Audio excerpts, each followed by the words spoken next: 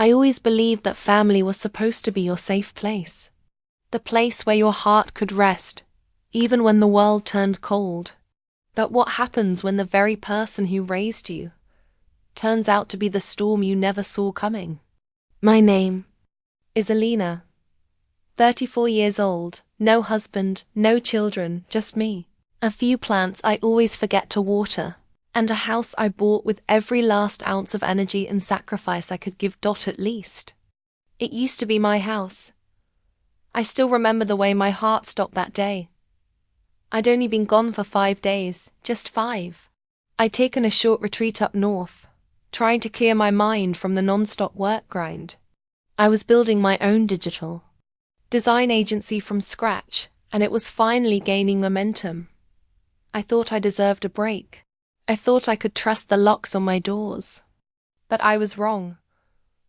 When I pulled into the driveway that Monday afternoon, I immediately noticed the for sale sign missing from the neighbor's lawn, but instead, a sold sign now stood on my front yard. I thought maybe it was a prank, or a mistake. Maybe it belonged to another house. But when I slid my key into the lock, it didn't work. I tried again. Nothing.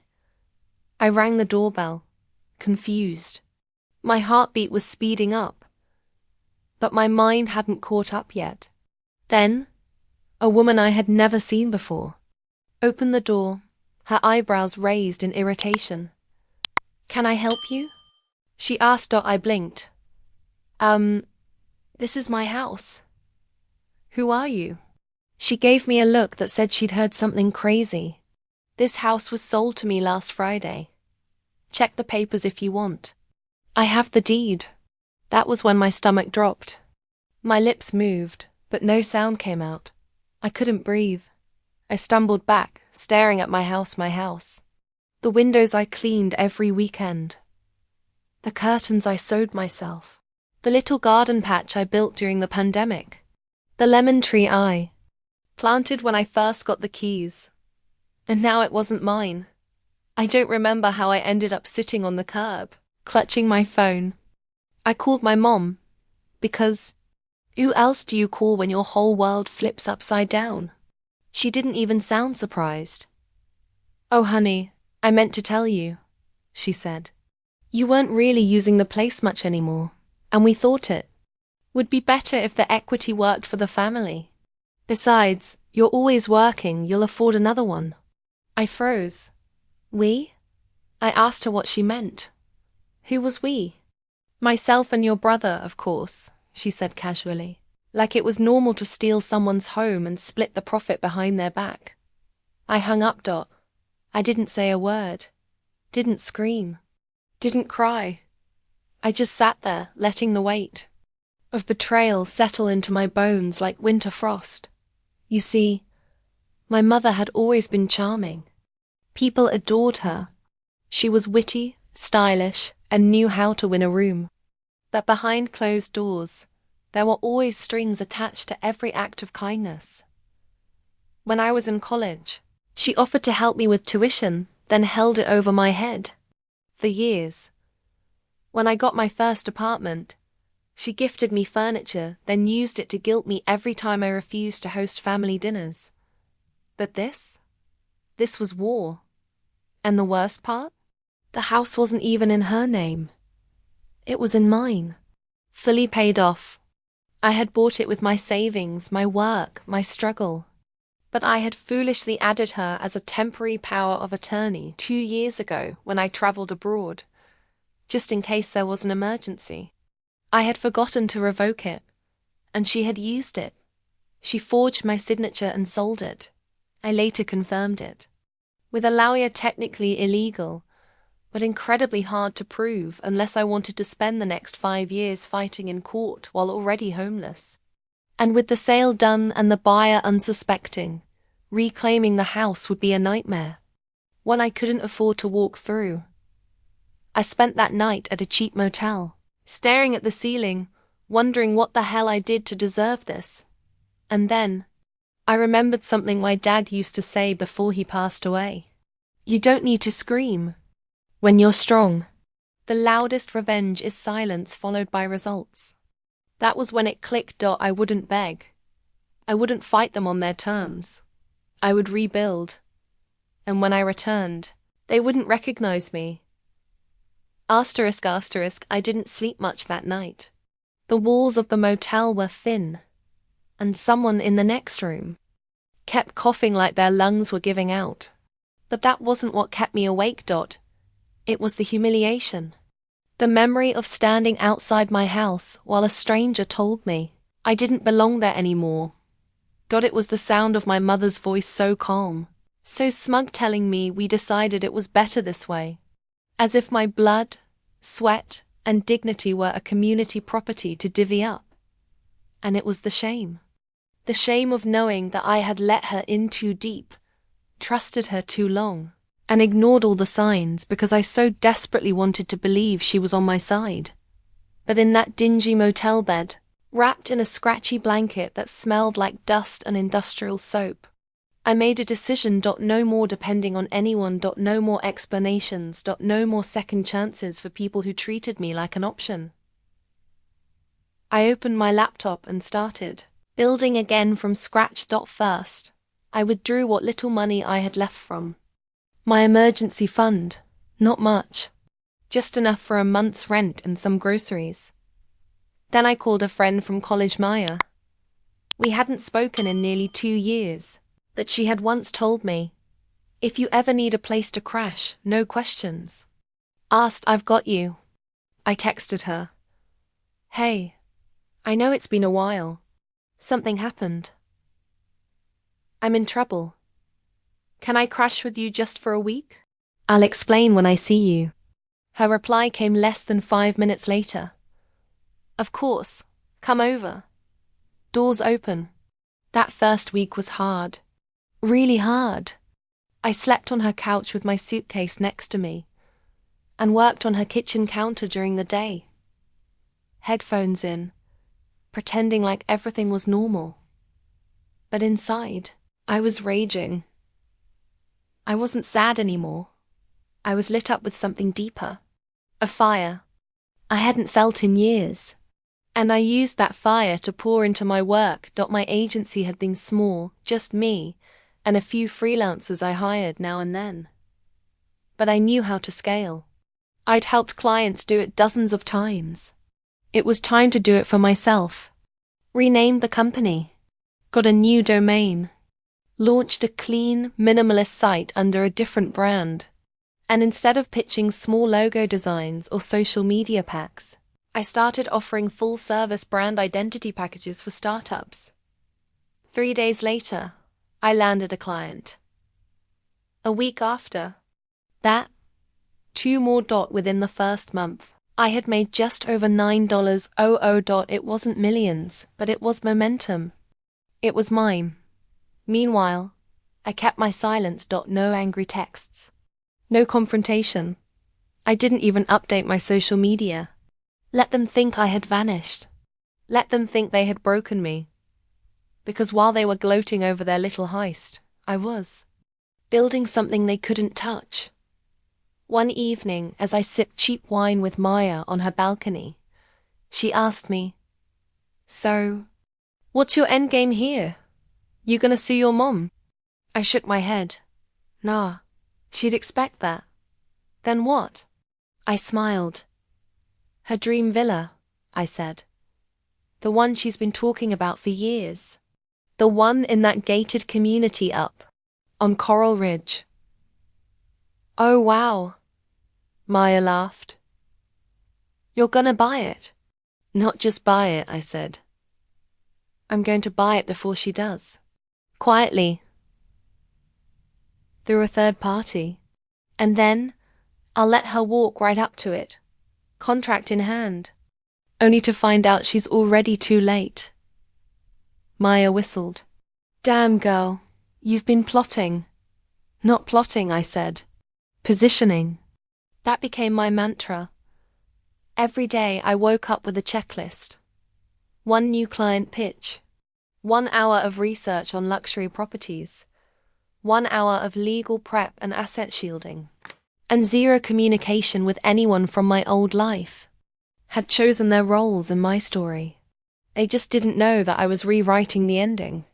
About 3 months into this new chapter, I got a call from a number I didn't recognize. I almost ignored it, but curiosity got the better of me. Hello? Alina? It's Sarah from Rosewood Realty. Your mom gave me your number. My heart immediately pounded. Oh? What's this about?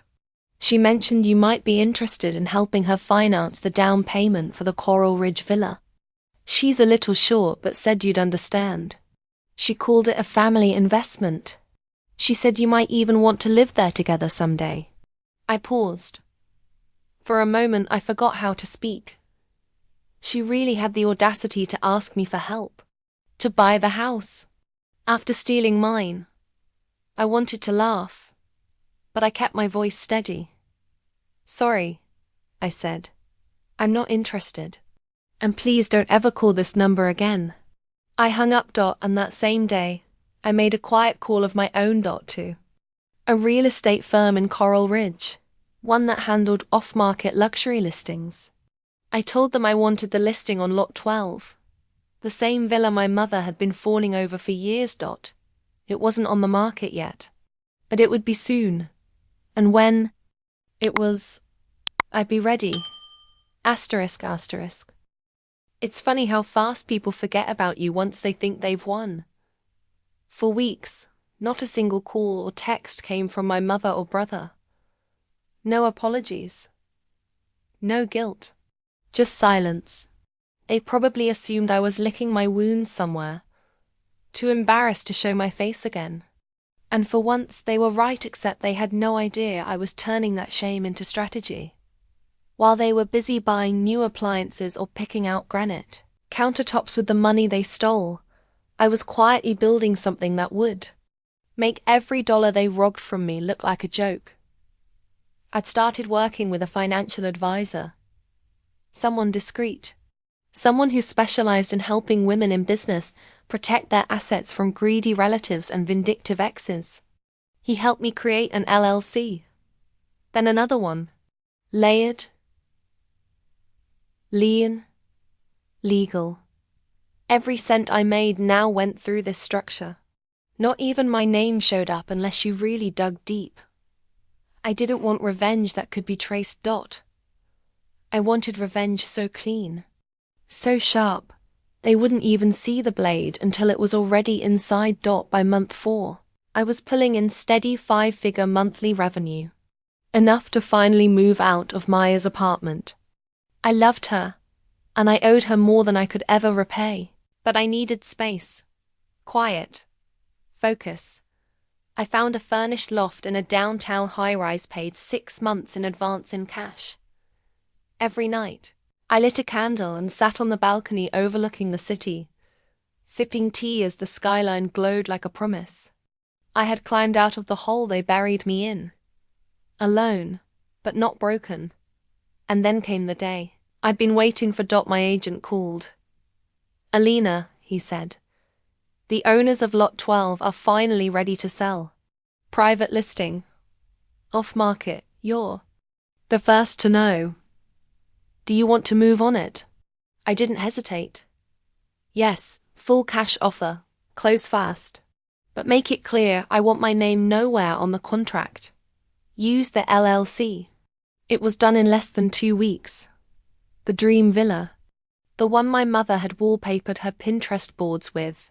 The one she had driven past dozens of times with her girlfriends, sighing about how one day she'd live there with a garden full of roses and a kitchen island big enough to host Thanksgiving. Now, it was mine, and the deed was sitting quietly in a drawer in my loft, signed, sealed, and stamped with the finality of karma. But I wasn't finished yet. Because revenge isn't just about winning, it's about making them feel it. I waited. And sure enough, a few weeks later, Maya sent me a text. You're not gonna believe this. Your mom just posted a selfie in front of the Coral Ridge villa. She's touring her future home. LOL. I didn't laugh. I just smiled. The next day, I received an email forwarded from my agent. Apparently, someone had submitted a blind offer for lot 12 well above asking price, thinking it hadn't sold yet. The agent had replied, "Sorry, this property is no longer available." The buyer? My mother. She had no idea it had been purchased. No public listing, no signs, no record of my name, just a no. She called the agency personally. She begged, offered even more money, cried about how she'd dreamed of that house for years. But it was too late. They told her the buyer had no interest in selling. The buyer wasn't even reachable. It was locked down. Her dream had been bought from under her, just like she'd done to me. Poetic, isn't it? I thought that would be the end of it. But I was wrong. One evening, just as I was finishing a client call, I heard a knock at my loft door. I never get visitors. Not unannounced. I opened it slowly, cautiously. And there she was. My mother. Looking older, thinner, and far more desperate than I remembered. "Alina," she said softly. "We need to talk." I stood frozen in the doorway, gripping the handle so tightly my knuckles turned white. For a moment, I genuinely didn't know what to say. There she was, my mother, the woman who had casually robbed me of my home and justified it like it was a favor. And now she stood on my doorstep, acting like this was a normal visit. She looked tired. Her hair, once so meticulously styled, hung limp around her shoulders. Her eyes were puffy, like she hadn't slept properly in days. And her tone, it wasn't the polished manipulation I was used to. It was softer. But I didn't trust softness from her. Not anymore. "I'm not sure why you're here," I said coolly. My voice clipped. "But if it's about the coral, Ridge Villa, you're wasting your time." She blinked at me. "So, it was you." I didn't respond. "I didn't need to." "You bought it, didn't you?" she whispered. "I put in a private offer. Then I found out it had already been purchased. Off-market. Discreet. And it made sense. You're the only one who knew how much that place meant to me." I raised my eyebrows. "You mean like how I was the only one who knew how much my house meant to me? Interesting." She flinched, just slightly. Then she stepped back, folding her arms as her pride puffed up again. "Look, I didn't come here to fight. I came here because I made a mistake." I almost laughed. "A mistake?" I echoed. "You sold my house. Without telling me. You forged my signature. You conspired with my brother. That's not a mistake, Mom. That's a heist." Her eyes dropped to the floor. "I didn't think you'd care," she muttered. "You always seemed like you had one foot out the door anyway. You barely visited. You didn't come home for Christmas. You always acted like you were above us." And there it was, the justification, the classic manipulation wrapped in victimhood. "I worked, Mom," I said. "I worked day and night to build something out of nothing, while you were hosting brunches and making sure everyone else saw you. As the perfect matriarch, I was sacrificing sleep, relationships, and health just to stand on my own 2 feet. And you couldn't stand that, could you?" Her lips pressed into a hard line. "You were never grateful." I stepped out onto the hall, locking the door behind me. "I was grateful," I said. "For years. I was grateful every time you dangled support over my head like a prize. I was grateful every time I got blamed for being the successful one, while my brother coasted through life with zero accountability. But gratitude isn't a leash, Mom, and I finally cut it." She sighed heavily, her shoulders slumping. "I lost everything, Alina. I took that money from your house to invest in another property that fell through. Your brother left for Thailand with what was left of the cash. I'm broke. I was counting on Coral Ridge to turn it all around. My heart didn't break. Not even a little. I just nodded slowly. I know the feeling. I was counting on my house to keep me safe. But unlike you, I didn't cry about it. I rebuilt. Quietly. Respectfully. Tears welled in her eyes. Real ones, maybe. Or maybe they were just part of the act. I'm not asking for a handout, she whispered. I'm asking for mercy. I know what I did. I regret it. Please, let me buy the villa from you. I'll make payments. I'll do anything. I need a second chance. There was a long silence, and then I shook my head. No, I said softly. You didn't give me a second chance. You took my home while I was out of town, Mom. You betrayed me when I was at peace. Now you'll sit with the consequences. She opened her mouth to speak again, but I stopped her. Go home, wherever that is now. And don't come here again. You made your choice. Now I've made mine. I turned and walked back inside, locking the door behind me. Her silence echoed on the other side. I didn't look back. I didn't cry. I made a cup of tea and sat on my balcony, because I was done playing daughter. I was done giving people the benefit of the doubt when they'd already cashed out my trust like a stolen check. This was my story now, and I was finally writing it without her pen. Asterisk, asterisk. The days after that visit were oddly quiet. No more calls. No texts, no unexpected knocks. It was as if she had vanished from my life as swiftly and shamelessly as she had stripped mine bare. And honestly, it felt good. Peace wasn't something I had really known until I earned it the hard way. Now, for the first time in years, I was living in a space that was entirely mine, unbothered, unmanipulated, and untouched by the claws of obligation. But silence has a funny way of making you notice things you'd ignored before. Like how much of my identity I had wrapped around being the good daughter, the fixer, the one who kept the family stitched together, while everyone else tugged at the seams. It was in the absence of all that noise, the guilt, the performing, the constant apologizing for outgrowing the people who raised me, that I realized just how loud they'd been in my mind, and just how free I felt without them. I spent my mornings working with clients, expanding my business even further. I brought on a virtual assistant, then a junior designer. My agency was gaining traction quickly. We landed a contract with a mid-sized beauty brand, followed by an app launch for a mental health startup. It wasn't just a hustle anymore.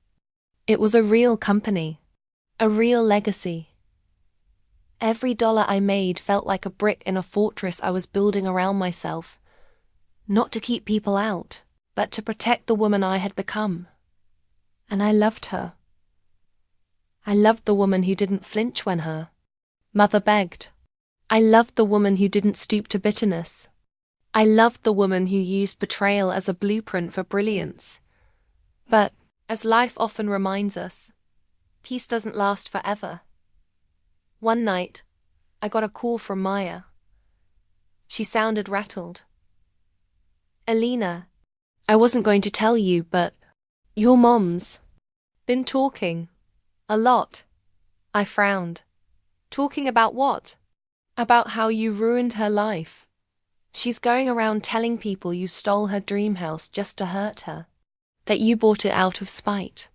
That you planned it all like some soap opera villain. I closed my eyes.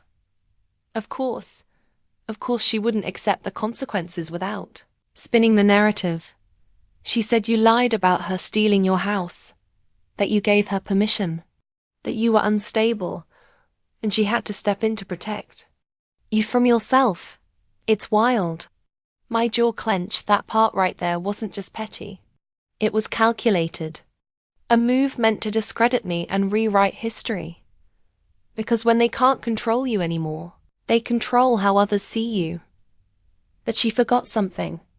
I had receipts, emails, bank transfers, property deeds, lawyer letters, even voice messages, where she admitted to what she did. I had never planned to use them. Not really.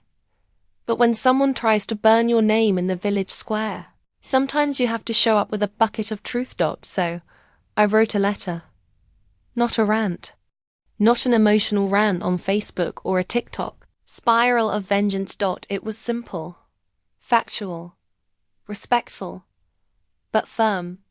I addressed it to the few people who mattered, those who had begun whispering, those who believed her version. I attached screenshots, dates, transactions, evidence. And then I ended it with this. Let this be the last time I clarify a story that was never hers to tell. I will not respond to future rumors, nor will I participate in dragging anyone down. But I will not sit quietly while my name is used to excuse betrayal. I've rebuilt, and I am at peace. I hope one day she finds hers too. I hit send, and I didn't look back. Maya called me 2 days later. Girl, you shut it all down. People are silent now. I think even your uncle messaged her to back off. Good, because I hadn't just taken the house. I had taken back my voice. My name. My power. And even though I never posted a single brag or selfie in front of the villa, I knew that she knew. Every time she passed those iron gates, every time she saw it lit up at night, every time she remembered what it was supposed to be, she would know that the girl she once underestimated had become the woman who quietly outgrew her, not with revenge. Results. Asterisk. Some people think revenge is about making others suffer. But the truth? Revenge is about refusing to suffer for them anymore. By month 7, my life looked nothing like it did before. My agency had grown into a team of 6. We were operating out of a co-working penthouse suite in the city, with whiteboards full of strategy, mood boards with million-dollar branding ideas, and a pipeline of clients I once only dreamed about. Didn't just recover, I leveled up. But still, some nights I'd lie awake thinking about how easily my mother had thrown me away. How little value she had placed on the home I'd built. Not just the house, but the independence, the boundaries, the respect I asked for year after year. And now, as I stood in the kitchen of the Coral Ridge Villa, my villa, I looked around and saw the life she always wanted. The marble countertops, the chandeliers, the pool view she had spoken of endlessly. It didn't even feel like mine sometimes. I wasn't obsessed with it the way she had been.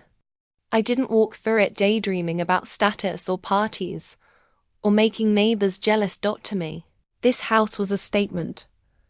A full-circle monument to every lie I swallowed, every guilt trip I endured, every time I shrunk myself to fit in a family that couldn't handle me growing wings. I wasn't living in her dream. I was standing in the proof that I'd finally woken up from mine. I never expected the next person who'd knock on my door. Not my mother. Not my brother. It was my aunt. My mother's sister. The only one in our family who had ever told me the truth in whispers when no one was listening. She came holding a Tupperware dish full of lentil stew and a warm look in her eyes. She didn't even say hello right away. She just said, "It's beautiful, Alina. She always wanted it. But you earned it." I invited her in. We sat in the sunroom and ate together like we had when I was a child. And she babysat me during the summers. She didn't ask for gossip. She didn't judge. She just said, "She's not well." And I knew she meant it. Not just financially. Emotionally. My mother had built her entire identity on appearances, on controlling the narrative. And now, that narrative had collapsed in on itself. She was living in a small 2-bedroom rental on the outskirts of town, relying on charity from friends she used to look down on. Her social circle had dried up. Her reputation faded. Her pride bruised beyond recognition. But I didn't feel joy. I didn't feel hate either. I felt distance, like she belonged to a life I'd already grieved and buried. I didn't come to change your mind, my aunt said gently. I came because, for once, you deserve to be seen. Fully. No guilt. No strings. I nodded slowly, letting her words settle like warm sunlight through the window. That night, I walked through the villa room by room. I touched the smooth railings on the staircase. I ran my fingers over the stone fireplace. I stood barefoot on the back patio, watching the city lights flicker in the distance. And I realized something. Wasn't angry anymore. I wasn't even trying to prove anything. Had taken the house not because I wanted to punish her. Had taken it because it was symbolic of everything she tried to take from me. And this time, I got to decide the ending. **A. Week after my aunt's visit, I received a handwritten letter. Not an email. Not a text. A letter. It came in a cream-colored envelope with my full name spelled out in loopy cursive. I hadn't seen in years. It was from my mother. I stared at it for a long time before opening it. The paper was thick. Expensive, of course. Even in shame, she couldn't resist the performance. It read, Alina, I know you won't take my calls. I know you're hurt. I don't blame you. I crossed a line I can never uncross. What I did to you, I told myself it was for the family, that you'd understand eventually, that it would all work out, and maybe we could just laugh about it one day. But I see now I didn't just take your house. I took your trust. And maybe, worst of all, I tried to make you feel guilty for being stronger than the rest of us. You didn't deserve that. I hear things, your agency, the villa, your success. People talk. They whisper about you now, not me. And honestly, I'm proud. I just wish I'd told you that when it still mattered. I'm not asking for forgiveness. I know better. But if there's ever a time you feel ready to talk, I'll be here. No strings, no lectures. Just your mother. No strings. I almost laughed. My entire childhood had been sewn together with her strings. Still, something in that letter was different. There was no manipulation in the words. No weaponized pity. Just regret. Maybe too little, too late. But real, nonetheless. I placed the letter in a drawer, not ready to forgive, but no longer needing to hate. That weekend, I hosted a dinner at the villa. Nothing fancy, just a few close friends, some candles, music playing softly in the background, and food we cooked together in the kitchen. I once assumed would never feel like home. As we ate on the patio, laughter echoing into the warm night air, Maya clinked her glass and said, To Alina, the only woman I know who took a betrayal and turned it into an empire. They cheered. I smiled. But inside I was thinking, not about revenge. About release. I had spent so many years holding onto people, to pain, to stories that no longer served me. I'd believed that setting boundaries was selfish, that stepping away from toxic family ties made me cold. But now I knew. Letting go was how I made room to rise. Later that night, after everyone left, I stood by the gate of the villa and looked out at the long, winding road beyond. Somewhere out there, my mother was probably staring at the same night sky, wondering what it would take to get her daughter back.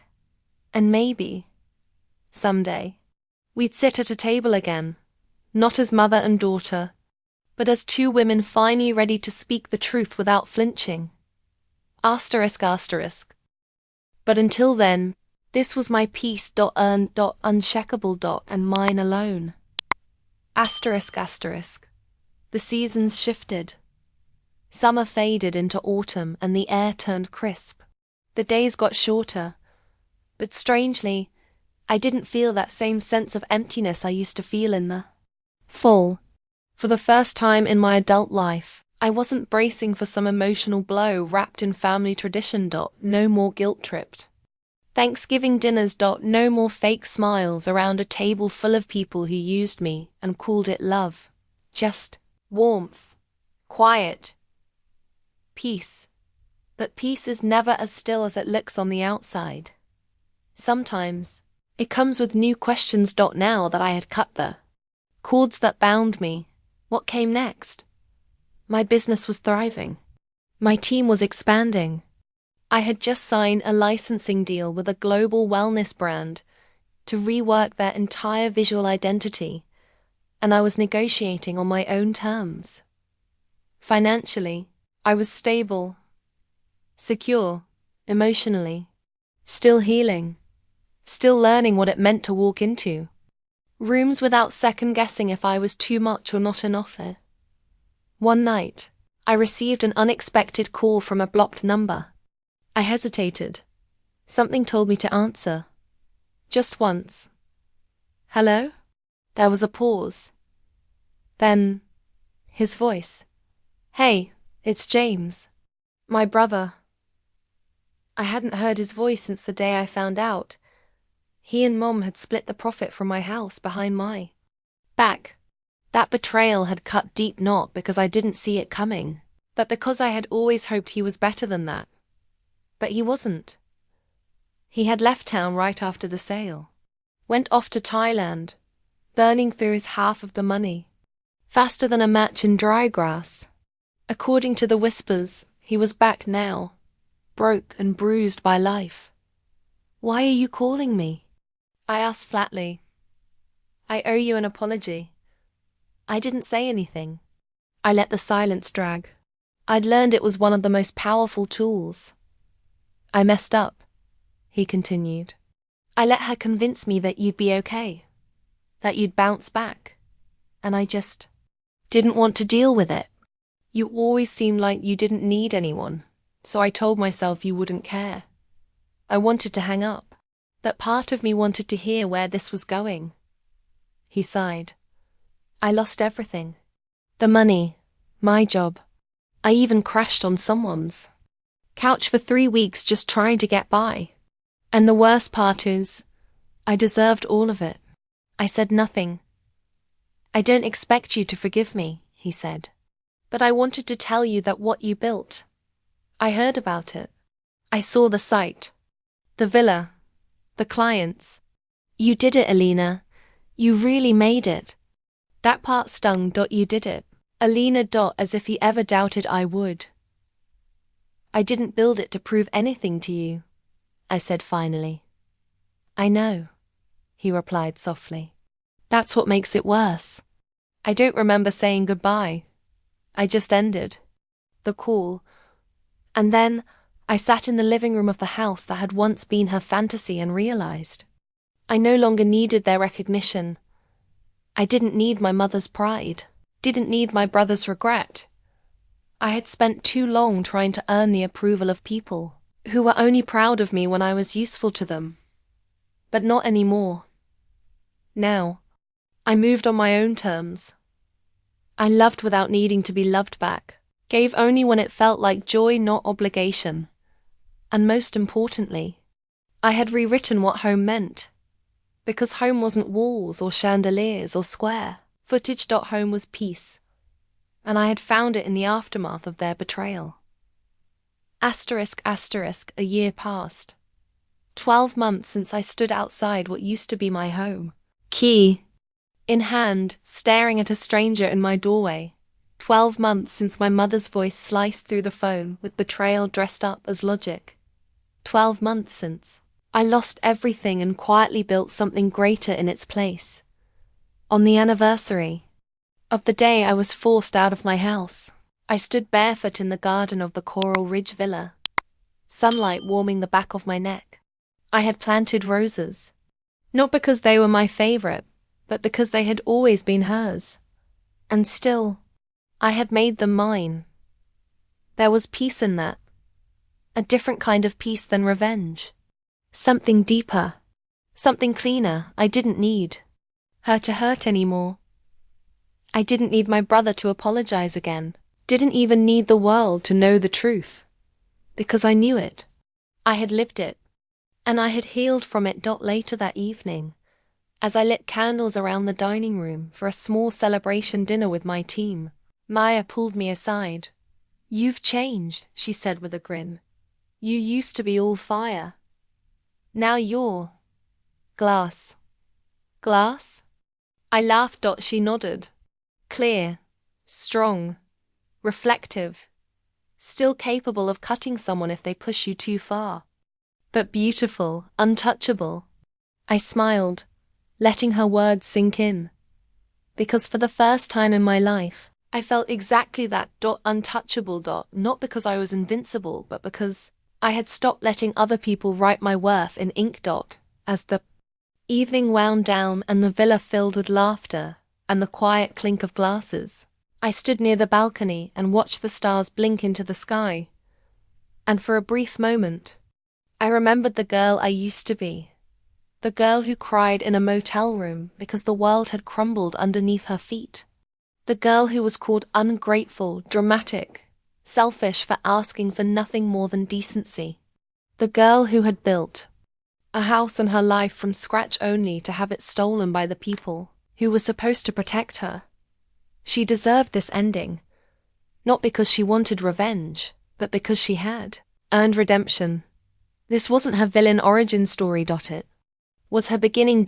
And so, as I turned out the lights and stepped into the stillness of the house I had once bought in silence, I left one lamp on in the front window. Not as an invitation, but as a reminder that I had been here, that I had survived, and that sometimes the best revenge is simply outgrowing the people who try to shrink you. ***. Thanks for watching. Hoped you liked it. If you watched till the end, please comment revenge. As well as, please let us know, where are you watching from? What do you want to hear from us in next video? If you have any incident in your life, please let us know. We would love to share your story. ***.